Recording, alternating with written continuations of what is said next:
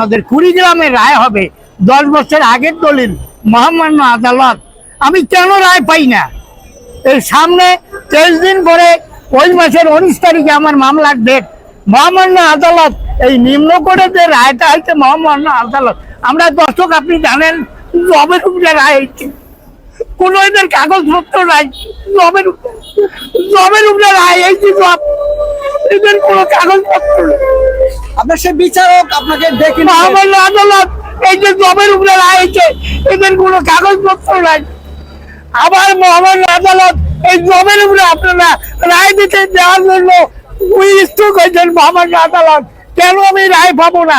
10 বছর আগে দলিল আমার বাবা আমাকে দিয়েছে, আমি কেন রায় পাবো না? মহামান্য আদালত, আমি রিক্সা চলে খাই, আমি কোর্টে যাই, আমাকে আপনি পুরস্কার করেন না, লক্ষ্য করেন না যেন মানুষ আসলো না ভূত আসলো না পাগল আসলো, আমি একটু লক্ষ্য